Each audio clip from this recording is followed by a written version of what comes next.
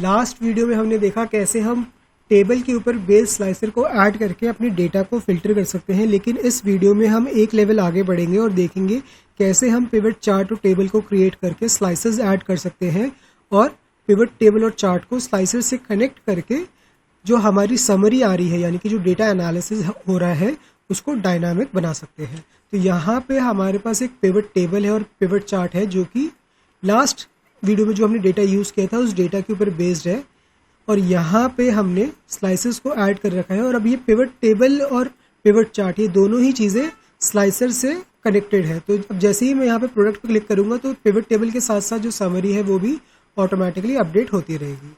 तो इस चीज़ को कैसे अचीव करना है ये देखते हैं सबसे पहले।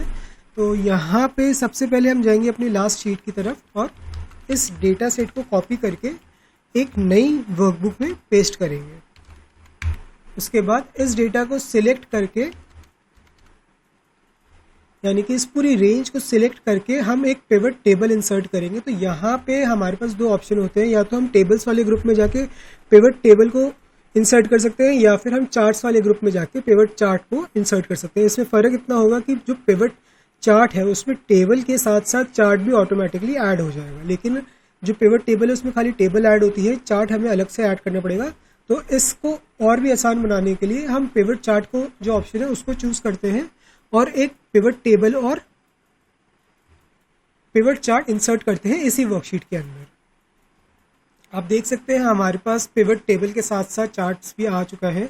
अब यहाँ पे पिवट टेबल को हम कुछ इस तरीके से अपडेट करेंगे। तो यहाँ पे मैंने जो पिवट टेबल क्रिएट की है और जो चार्ट क्रिएट किया है, इसके अकॉर्डिंग आप देख सकते हैं हमारे पास अब मंथली समरी आ रही है और चार्ट में भी ये चीज़ जो है ग्राफिकली रिप्रेजेंट हो रही है। तो अब देखते हैं कि इसमें के अंदर हम स्लाइसर को ऐड करके इस चीज़ को डायनामिक कैसे बना सकते हैं। तो यहाँ पे सबसे पहले हम इस डेटा सेट के अंदर, यानी कि पिवट टेबल के अंदर कोई भी एक सेल को सिलेक्ट करेंगे। उसके बाद हम इंसर्ट टैब पे जाएंगे। इंसर्ट टैब पे जाने के बाद हम आएंगे फिल्टर्स वाले ग्रुप में और यहाँ से हम स्लाइसर को ऐड करेंगे। इसके बाद जो डेटा सेट में हमारे हेडर्स थे वो सारे ऑप्शंस यहाँ पे भी आ रहे हैं। तो हम प्रोडक्ट, पेमेंट मोड और सेल्स पर्सन के बेसिस पे इस पूरे एनालिसिस को डायनामिक बनाएंगे। तो यहाँ पे मेरे पास 3 स्लाइसर आ चुके हैं।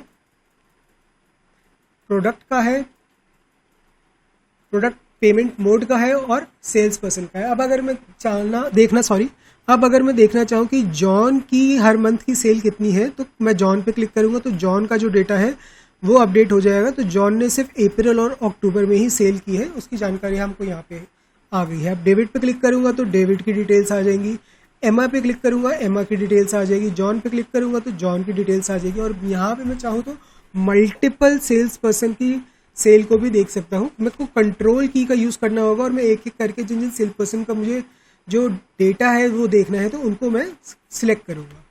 सिर्फ यही नहीं, मैं बाकी स्लाइसेस में जाके भी किसी भी आइटम को सिलेक्ट कर सकता हूँ एट द सेम टाइम। तो इस तरीके से आप पिवट टेबल के ऊपर बेस्ड स्लाइसेस को ऐड करके अपने रिपोर्ट को डायनामिक बना सकते हैं।